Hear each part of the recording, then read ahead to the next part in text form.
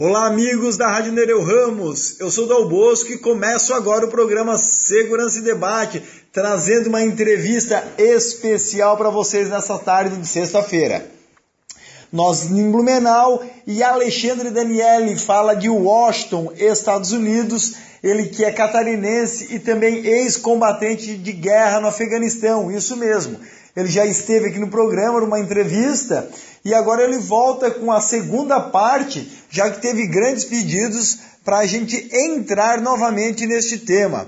Ele é catarinense, veterano de guerra, condecorado com 6 medalhas dos Estados Unidos, OTAN e ONU, participou também de mais de 30 missões militares internacionais, é formado em administração pela Kennesaw University, fuzileiro naval na ativa de 2008 até 2012 e agora está no período da reserva que se estende de 2012 até este ano, 2016.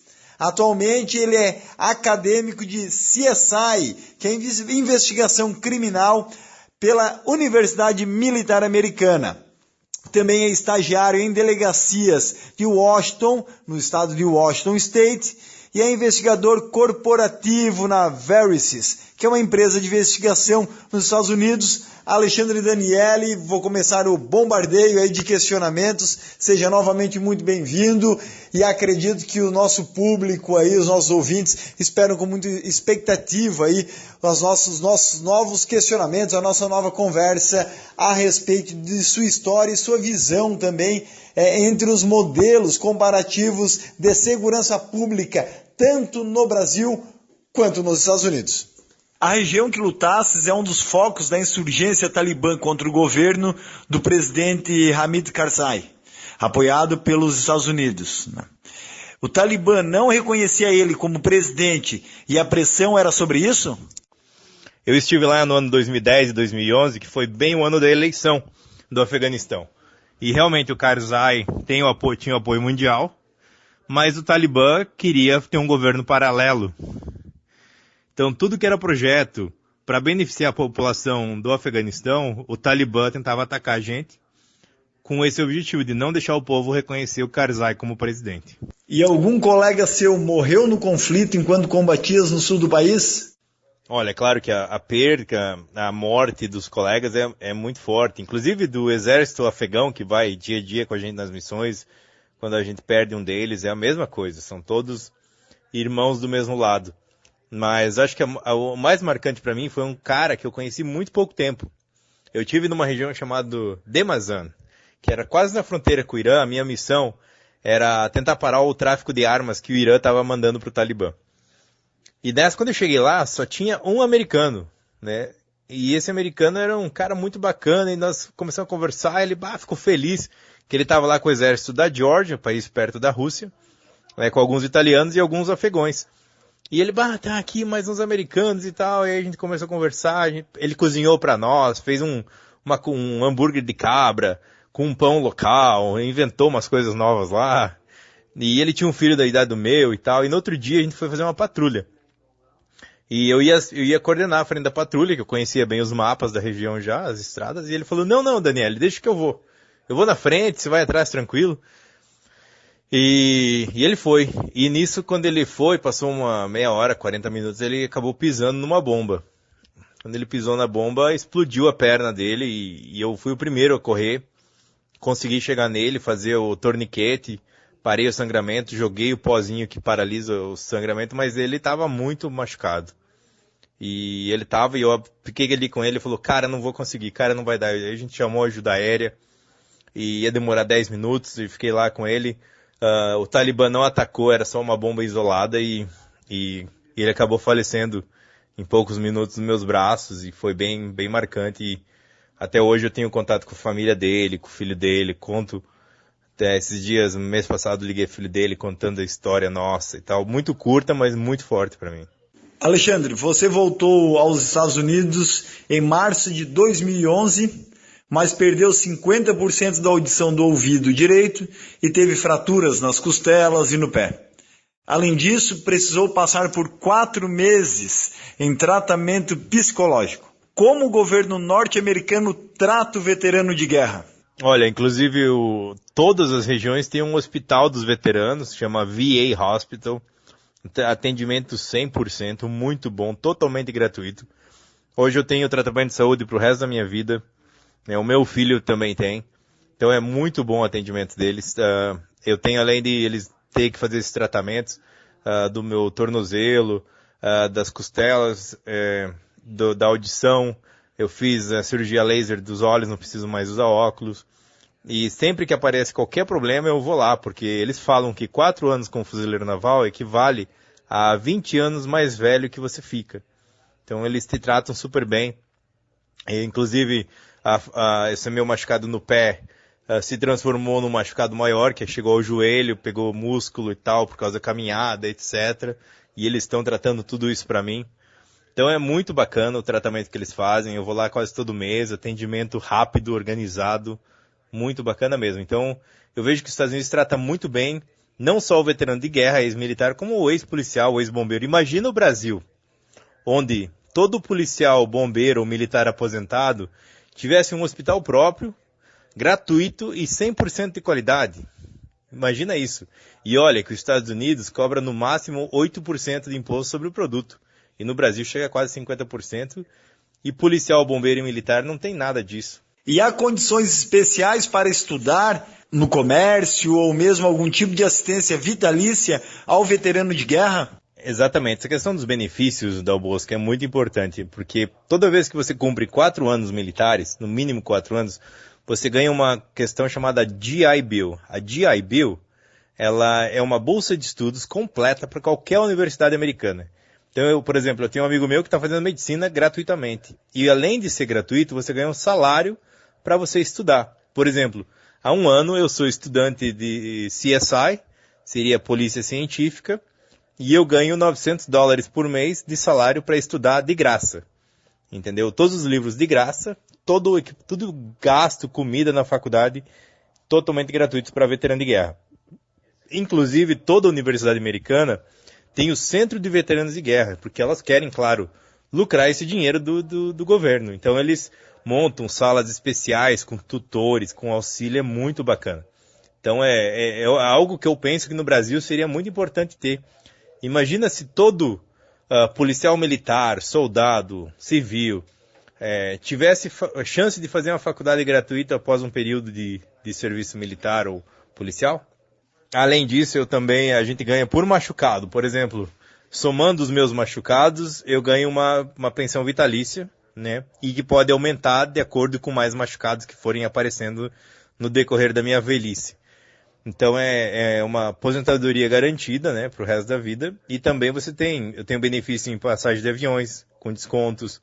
Essa carteira de veterano de guerra que me dá bastante benefício com imposto de renda. E tudo isso que poderia ser feito no Brasil também, a questão de descontos em lojas e serviços. Alexandre, o treinamento para se tornar um fuzileiro naval é árduo, se não um dos mais já vistos. Em paralelo a isto, há um alto índice de suicídio entre a equipe. Então, o treino básico dos fuzileiros navais, ele é um dos mais difíceis do mundo, realmente como você falou. Os Navy SEALs também são um dos mais difíceis do mundo. Além do que, muito fuzileiro naval, ele depois dos primeiros 4 anos vira Navy SEAL, porque ele já está mais preparado, né? E a questão de ser um dos mais difíceis do mundo é porque é um dos mais longos, são 12, quase 13 semanas. Os outros geralmente são 8 semanas, o treino básico, tô falando, né? E a pressão é muito forte, então a taxa de suicídio, ela está em média de 20% das pessoas que tentam esse treinamento acabam se suicidando, porque não pode. Se você chegar no treinamento básico, depois de assinar todos os contratos com os fuzileiros navais e falar não quero mais, não tem essa não, tem que terminar, tem que ficar 4 anos, é contrato, entendeu? Se você sair, você fica no teu como é que eu vou falar? No teu arquivo pessoal. Quando você vai procurar emprego, vai aparecer lá que você amarelou no treino básico. Então isso dificulta muito para a pessoa. Então por essa pressão, geralmente o suicídio é uma das fugas mais fáceis dos mais fracos. Alexandre, na tua opinião, há células terroristas no Brasil? Olha, com essa minha experiência sobre terrorismo mundial, e vendo o Estado Islâmico agora, que no mundo a gente chama de ISIS, só a tendência é crescer mais. Na verdade, o ISIS é um grupo mais perigoso que a gente já viu na história, né? Principalmente porque o objetivo do Talibã é dominar o povo pashto, a etnia pashto, e matar alguns infidéis aqui e ali. O Talibã tem como tática matar somente americanos. Mas o ISIS, o Estado Islâmico, eles têm a tendência de interpretar o Corão da parte do Califato Mundial. O Califato Mundial seria algo pregado de dominar o mundo, matar todos os infidéis. E aí o que acontece? Os maiores estrategistas do Estado Islâmico querem começar por países mais fracos. Eles são muito inteligentes. Se eles forem atacar Estados Unidos, Londres, eles vão perder, porque são países já preparados e fortes contra o terrorismo. Mas se eles atacarem Síria, Iraque, Bélgica, de repente Marrocos, Egito, são países mais fracos, sem experiência em terrorismo, e eles vão ter sucesso. Então, esse é o grande perigo do ISIS, que eles estão decididos, e eu tenho certeza absoluta, tem informações que nas Olimpíadas eles vão estar presentes, que existem fatos de que o ISIS, o Estado Islâmico, está em contato com o PCC, com o FARC da Colômbia, com grupos criminosos do Brasil, para fazer uma aliança para começar o califato mundial. Então isso é muito perigoso. Então acho que está na hora do Brasil se preparar cada vez mais contra esse terrorismo fundamentalista mundial. E acreditas que estamos preparados para o risco de ataque nas próximas Olimpíadas? Então, como eu vi na Copa do Mundo, em 2014, a maioria dos coordenadores, tanto de segurança como logística, como tudo, da Copa do Mundo foram estrangeiros. Muito poucos brasileiros envolvidos. Então eu vejo que o Brasil não tem essa confiabilidade, não tem essa credibilidade para estar assumindo esse risco grande. Até porque a nossa polícia no Brasil ela tem um salário baixo, tem falta de contingente, o policial brasileiro trabalha demais, muitas horas pesadas, não tem benefício. É uma vida bem sofrida. O treinamento policial é muito fraco. Para você ter uma ideia, Dal Bosco, dentro da delegacia de uma cidade que eu estou aqui de Washington, uma cidade de 200 mil habitantes, tem um centro de tiro dentro da delegacia. O que acontece? O policial está de folga, ele vai lá treinar tiro. Eu converso com policiais, principalmente do meio oeste catarinense, e eles vão atirar lá de vez em quando e tem que comprar bala do bolso. Onde já se viu isso? O policial brasileiro tem que estar com uma estância de tiro dentro da delegacia ou próxima para estar treinando semanalmente. E no Brasil não acontece isso. Então o nosso treinamento precisa ser mais forte, precisa ter mais condições para o policial treinar, tem que ser mandado para cursos, tem que fazer uma reciclagem geral. Então isso tem que ser feito, tem que valorizar o policial, mas também tem que dar treinamento. Alexandre, como tens observado, tempos atrás no Brasil foi feita a chamada campanha do desarmamento. Na tua opinião, acreditas que isso resolve? Olha, sobre o desarmamento é até complicado falar, porque cidadãos comuns, assistentes sociais, geralmente eles são a favor do desarmamento da população. E geralmente quem trabalha com segurança pública é a favor que a população tenha direito a ter uma arma. Então é um debate que sempre vai existir. Existe dois tipos de pensamento. Mas o meu particular e de muitos colegas aqui nos Estados Unidos, das Forças Armadas, da Segurança Pública, é que o cidadão de bem deveria sim ter o direito a ter uma arma em casa. Mas a gente também é a favor de várias restrições. A gente é a favor que um teste psicológico seja feito, mas um teste realmente bom, né? Que seja feito, checado o passado criminal da pessoa, seja analisada a questão de violência na vida da pessoa, tem que ser feito um rastreamento nos últimos anos da vida da pessoa para ter certeza que não está vendendo uma arma ou liberando porte de arma para um bandido, ou para alguém que tem uma propensão à violência. Então existe isso que no Brasil ainda é falho. E eu também acho que muitas armas de guerra ou armas pesadas não deveriam ser vendidas para pessoas comuns. Eu concordo que a arma de caça, que uma arma para defesa pessoal, sim, deva ser vendida. Mas não todas as armas. Por exemplo, uma bazuca ou uma metralhadora não tem a necessidade de ser vendida para um cidadão comum. E como é que funciona a questão do armamento nos Estados Unidos, né? E em si a questão do porte de arma aí. Então é como eu falei para ti, aqui hoje existe um debate muito grande. Hoje cada estado tem a sua legislação nos Estados Unidos. Por exemplo, um estado vizinho de onde eu moro, chamado Idaho, qualquer um, você pode ir no supermercado e comprar uma arma. Né? Tem lá, você põe o nome no computador e se você não cometeu nenhum crime localmente, você compra a arma. Então isso acontece. Mas também tem estados como o estado de Washington, que é um estado que é super restrito. Demora meses para você passar em todos os testes que são feitos. Então, o que o presidente Obama está fazendo hoje é trazendo um debate que seja uma lei federal que para qualquer estado seja restrito, que tem que fazer um teste psicológico, que armas potentes de guerra não sejam vendidas a pessoas comuns, porque hoje aqui, realmente, eu acho que nos Estados Unidos está muito liberado. Né? Uma pessoa com 18 anos, 19 anos, em alguns estados, ela pode caminhar e comprar uma bazuca. E isso não existe necessidade. Então, nos Estados Unidos está havendo esse grande debate e eu espero que o cidadão possa ter uma arma para defesa ou para caça, mas que seja proibido a venda de armas muito potentes para pessoas comuns. E agora, puxando essa situação para o lado de cá, és a favor do porte de arma no Brasil? Eu acho até uma besteira no Brasil algumas leis sobre o armamento. Por exemplo, eu acho que a pessoa poderia sim andar com um revólver na cintura em certos locais, né? Eu acho que algumas regiões, eu acho que deveria ser sim estadualizado no Brasil. Por exemplo, estados como Mato Grosso do Sul, Rondônia, Roraima, Amapá, Amazônia, eu acho que deveria ser mais fácil de andar com arma, até porque você tem animais silvestres em tudo que é lado, em cidades pequenas, no interior a polícia não chega, né? Mais estados maiores, como São Paulo, Rio de Janeiro, Minas Gerais, eu acho que deveria ser um pouco mais restrito, né? Mas também em lugares como Santa Catarina, eu acho que no interior de Santa Catarina deveria ser sim mais liberado a questão das armas. Porque até a polícia chegar numa linha no interior, digamos que, por exemplo, lá no oeste de Santa Catarina, tem linhas do interior que são 1h30 da próxima estação de polícia. Então se um bandido vai lá assaltar o colono, o cara vai morrer. Então eu acho que no Brasil tem que diferenciar também por estado, também por questões regionais. Mas levantando de novo, eu acho que tem que ser armas de defesa pessoal, certos calibres e sem ser armas muito potentes. E com relação à redução da maioridade penal que está se discutindo no Brasil, qual que é a tua opinião sobre o caso? Dal Bosco, o problema da maioridade penal é muito relativo. Eu mesmo já mudei de opinião várias vezes.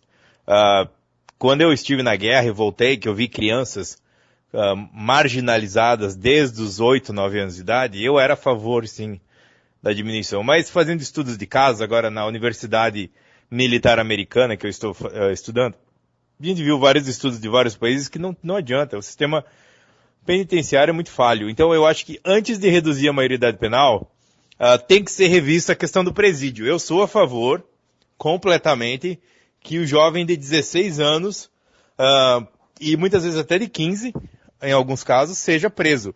Mas, antes de aprovar uma lei dessa, você tem que rever o presídio que essa criança vai, que esse adolescente vai. Se ele for para um presídio, que tem um acompanhamento psicológico, que tem uma assistência social, que tem estudo, que ele realmente possa ser reabilitado para a sociedade, eu concordo que ele seja enviado para lá. Mas se for só mandar para um cadeião, como existe no Brasil em várias cidades, que ele fique junto com os marginais do dia a dia, não vai adiantar nada. Você vai, na verdade, infiltrar um adolescente de 15, 16 anos numa gangue. E ele vai sair muito pior em alguns anos. Então eu acho que antes de falar em diminuição da maioridade penal, o Brasil tem que falar sobre como ele está tratando o preso. Como deveria ser o sistema. Separar por presos, por crimes. Alex, e com relação à utilização de algumas substâncias nocivas, né, ao ser humano e a legalização das substâncias, como por exemplo a maconha, qual que é a tua posição com relação ao assunto? Eu sempre fui contra a legalização da maconha. A mãe do meu filho, uma americana do estado de Idaho, ela, quando a gente ficou junto, a gente teve filho junto, ela era uma das maiores ativistas da legalização da maconha. Então eu tive muito contato com esse pessoal que defende, intelectuais, não só o porra louca que sai pedindo legalização porque ele quer fumar um baseado. Não, mas com realmente pessoas que tinham estudos sobre isso. Eu tive a oportunidade de, em 2015, morar no Canadá por alguns meses e conhecer várias pessoas que tiveram esse estudo da cannabis sativa. Então eu comecei a ter uma análise um pouco mais científica sobre o caso. E ao vir morar no estado de Washington, que é onde eu estou, aqui é legalizado a maconha. E antes eu morei na Califórnia, que também é legalizado. E conversando com o xerife Eliel Teixeira, que eu espero que você tenha a oportunidade de entrevistar, ele e outros policiais, e estando em contato com o pessoal de segurança pública, eles falaram que para eles melhorou muito, porque hoje eles não precisam perder tempo prendendo um cara que está fumando baseado na esquina. Mas eles podem sim focar no traficante de droga que está trazendo heroína, cocaína, etc. E com o dinheiro dos impostos dessas lojinhas de maconha, está sendo feito um trabalho gigante com adolescentes e jovens sobre a maconha. E existem estudos atuais que eu estive lendo, porque o meu filho de 9 anos estuda aqui em Washington, 70% foi o índice de diminuição de adolescentes fumando maconha no estado de Washington. E meu filho tem hoje em dia aulas mensais sobre a diferença entre maconha, cigarro, álcool, cocaína, heroína. Então eu acho que está valendo a pena. Realmente eu acho que foi algo que melhorou. E agora com relação ao assunto pena de morte, qual que é a tua colocação a respeito do assunto e se na tua análise ela se torna realmente eficaz nos Estados americanos onde isto se aplica? Então, esse meu curso de CSI, ele é focado no estudo de evidências e investigações. Então, estudando evidências de uma forma mais científica de um crime, desde o roubo normal, básico, até um assassinato, você percebe que em muitos casos nos anos 80, anos 90, não tinha esse estudo analítico, científico, e não tinham os 12 laboratórios criminais que a gente tem hoje em dia. Hoje em dia a gente tem uma forma muito grande de descobrir evidências. A gente descobre pela sola de sapato que o cara caminhou no piso, pela unha deixada, pela pedaço de jaqueta que ficou, descobre qual foi o criminoso. E antigamente não. Então, claro que hoje está surgindo vários casos nos Estados Unidos de pena de morte que foram condenados de forma errada. Mas eu digo assim, que o Brasil ele está tão atrasado na questão de evidências que o meu medo da pena de morte no Brasil seria que pessoas inocentes fossem mandadas para a pena de morte. Então, é como a maioridade penal. Antes de falar de maioridade penal, o Brasil precisa falar em reforma do sistema penitenciário.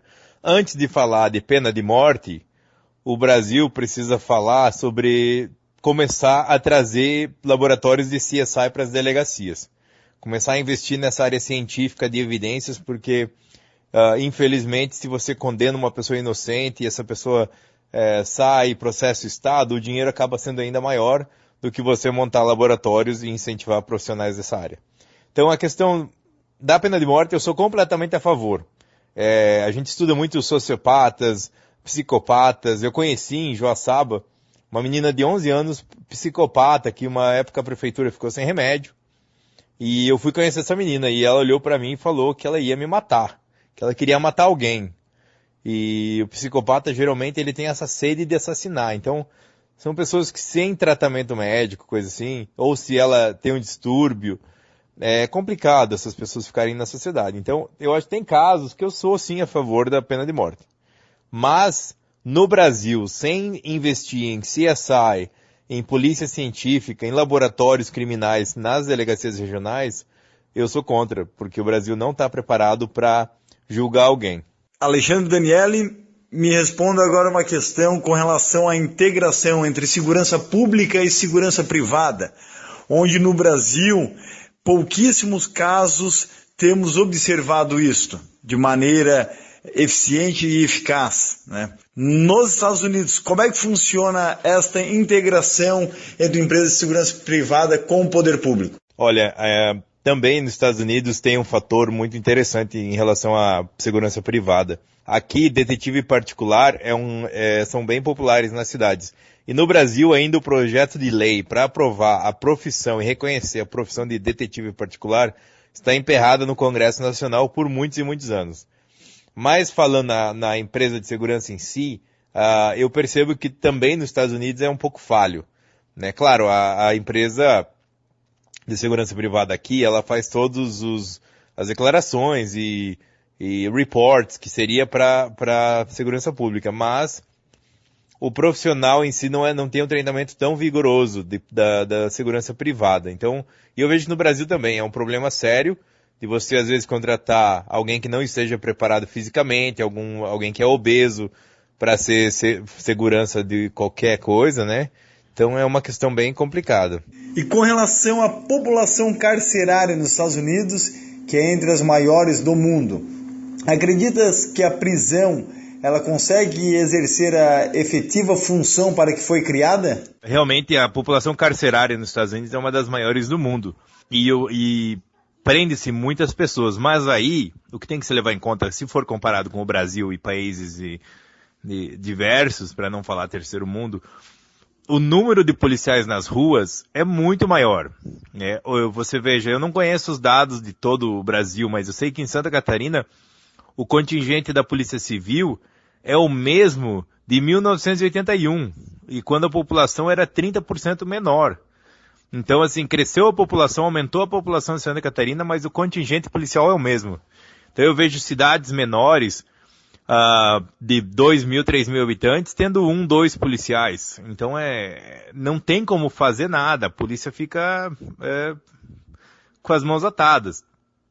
Então eu creio que no Brasil, se fosse fazer uma atualização do número de policiais nas ruas, com certeza o número de presos seria maior. Nos Estados Unidos, o que acontece? A prisão em si, até tem uma piada entre os americanos, a gente fala que é normal todo mundo ter sido preso uma vez na vida aqui, né? Porque se você cometer um erro pequeno, você vai para a delegacia sim, né? Você depois, claro, vai ter a corte.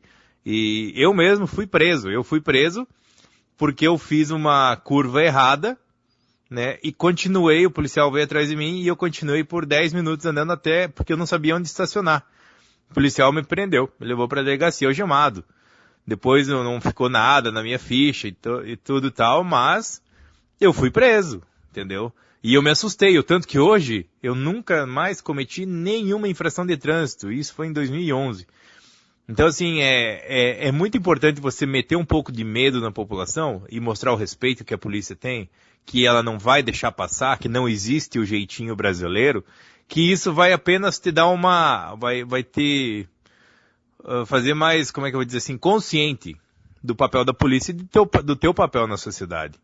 Aqui eu lembro que eu fui técnico de futebol de crianças na base militar e a gente é proibido de encostar nas crianças. Geralmente tem os pais auxiliares que são quem tocam nas crianças, mas o técnico não pode. Teve um amigo meu técnico que foi arrumar a chuquinha de uma menina e os pais acharam que ele fez de uma maneira errada e ele foi preso. Né? Então, assim, eu acho até bacana porque previne muitos crimes. A prisão aqui é tratada como uma prevenção, entendeu? É como você dar uma chacoalhada na comunidade e mostrar que qualquer erro ela vai ser punida. E muito discute-se com relação a isto aqui no Brasil, né? Que é transformar em uma polícia única. Qual que é a tua opinião com relação a este assunto? Primeiro, no Brasil tem que acabar com a unificação, tem que acontecer a unificação da polícia. A polícia tem que ser unificada, tem que trabalhar mais junto. Eu vejo, às vezes, a polícia militar e civil muito separadas. E essa unificação tem que acontecer. Tem que achar um meio de trabalhar junto no mesmo local. Né? Eu vejo que nos Estados Unidos é gasto muito dinheiro em segurança pública. No Brasil não chega nem a 30% do que é gasto aqui, então não tem como comparar. Né? O equipamento, a tecnologia é muito grande aqui. O respeito com a polícia é muito maior aqui também. Os benefícios do policial, salário, carreira, tudo aqui olha, vou te falar que o Brasil é uma vergonha o jeito que o Brasil trata o policial.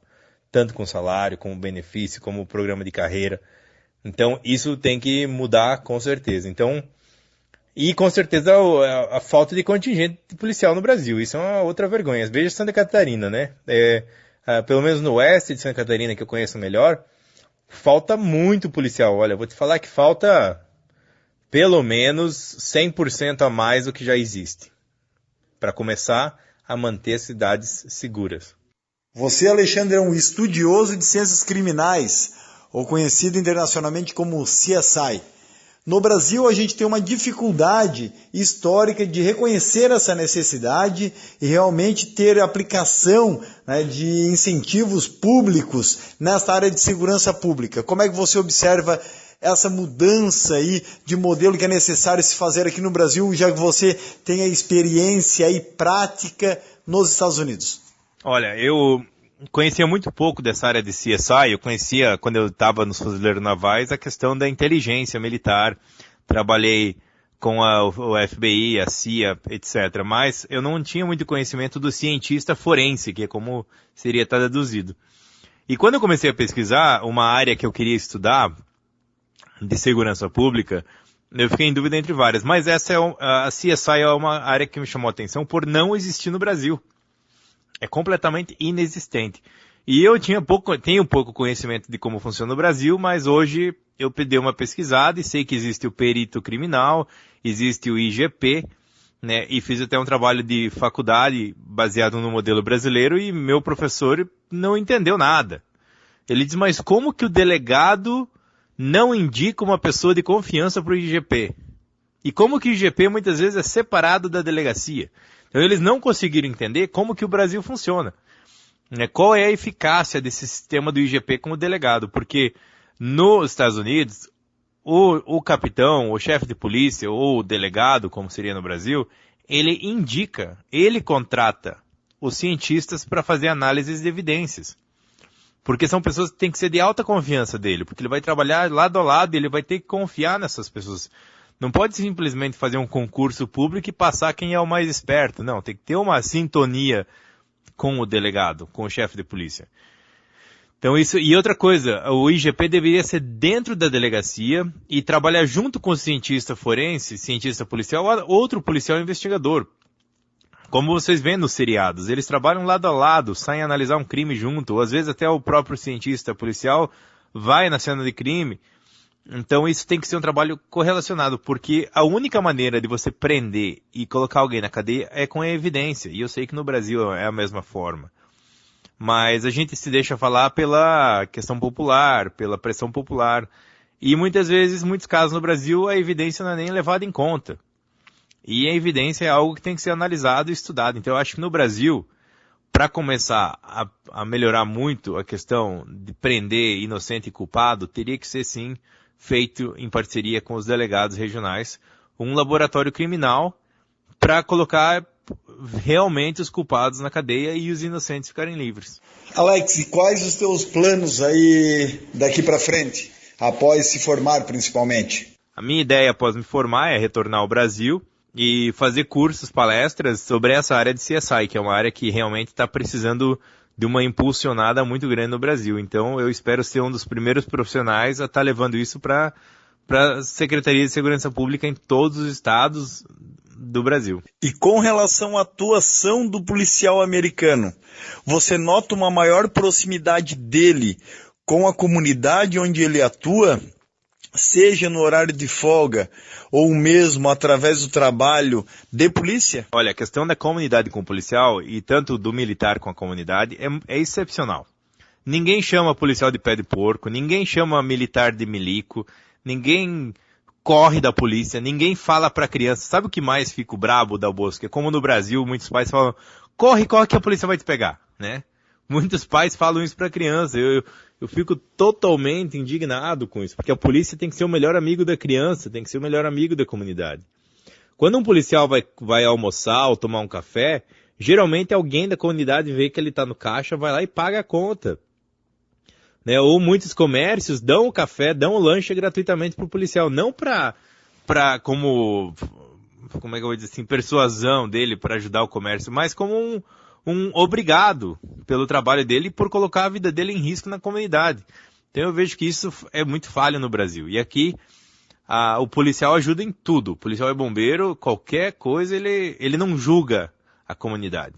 Se a mulher está chorando, desesperada em casa e acha que vai se matar e chamar o policial, ele vai. E no Brasil eu sei que tem muito policial e bombeiro bom também. Então eu acho que é um trabalho que não é o policial ou o bombeiro abraçar a comunidade, e sim a comunidade abraçar o policial e o militar. Camarada, tira-me uma dúvida aqui. Quem retorna da guerra, né, e não teve nenhum ferimento, vamos dizer assim, permanente. Ele tem condições mesmo assim receber do governo americano uma pensão vitalícia ou nesse caso não? Então, Dal Bosco, a questão do benefício, que eu digo assim, pensão dos machucados de guerra, se o cara for para uma guerra e voltar sem nenhum machucado e sair do contrato, sem se aposentar com 20 anos, ele não ganha nada. Ele só ganha direito à bolsa de estudos por qualquer universidade e o status de veterano de guerra, mas ele não ganha pensão nenhuma. A única forma de você ganhar pensão sem se aposentar em 20 anos de serviço é você ter machucados de guerra, ter sido machucado, como eu hoje tenho problema de audição, etc., costela. Então isso tudo foi comprovado, uma rede de exames, bateria de exames, 5, 6 médicos, um board, para decidir que realmente eu tinha me machucado na guerra, vendo, né, analisaram toda a minha questão no Afeganistão também. Alex, no Brasil há uma grande dificuldade em se tratar a vítima do crime. Pensa-se muito no criminoso e a sociedade, na verdade, que sofreu algum ato, né, criminoso, ou mesmo as famílias dessa pessoa, são tanto abandonadas pelo Estado. Essa questão que se chama vitimologia, inclusive internacionalmente, há pós-graduações e incentivos nacionais que acabam estudando mais a fundo e tratando essas vítimas. Como é que funciona isto nos Estados Unidos? Então, até eu tive uma matéria já, vão ser várias matérias de victimologia. Até eu tentei achar o material em português e eu achei 2 parágrafos em português sobre victimologia. E aqui existem livros e vários estudos científicos sobre isso.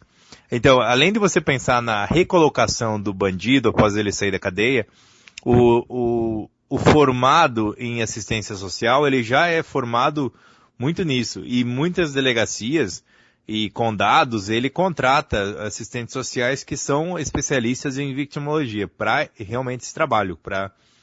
Geralmente eles têm ONGs, né, pelo que eu trabalho aqui, várias ONGs que trabalham com as vítimas, e também tem assistente social especializado nessa área que é contratado pelo condado ou pela cidade para fazer esse trabalho com as vítimas, que é um acompanhamento de longo prazo, médio e longo prazo.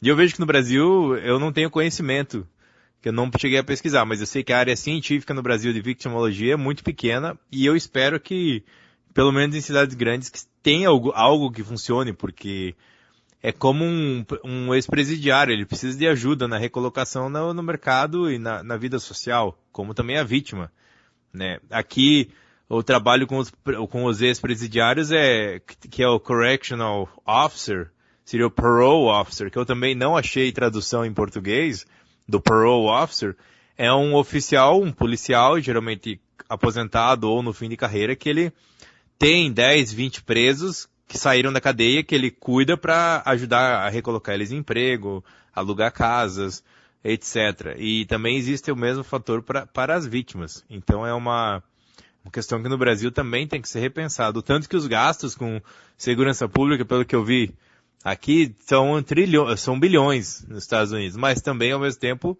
os presídios são autossustentáveis na maioria dos casos, né? Porque é um preço que você não paga, não existe o preço pela vida das pessoas, pela segurança. Como eu, por exemplo, eu não chaveio, não tranco meu carro, né? Nunca tranquei meu carro nos Estados Unidos, mesmo quando eu morei em Los Angeles. Nunca tranquei minha casa, meu apartamento. Geralmente eu deixo aberto. Eu geralmente não gosto de ter a minha chave no bolso. Então, eu coloco a chave embaixo do tapete da porta. Eu boto a chave do carro quando eu vou em algum lugar e não quero carregar no bolso embaixo do tapete do carro. Porque a gente tem essa segurança aqui. Alexandre Daniele, obrigado pela sua segunda participação aqui no programa Segurança Debate. Tivemos que fazer essa segunda etapa devido à quantidade de pedidos. Muito obrigado por estar conosco novamente, mesmo que distante, aí em Spokane, Washington. Seja convidado a vir nos visitar sempre que possível e sempre da sua estada no Brasil. Eu sou o Dal Bosco e ficamos por aqui com mais um programa Segurança e Debate. Voltamos na próxima semana e temos o apoio da Quaternos Rastreamento de Veículos. Apoio da Quaternos Rastreamento de Veículos. Apoio da Quaternos Rastreamento de Veículos. Apoio da Quaternos Rastreamento de Veículos. Apoio da Quaternos Rastreamento de Veículos.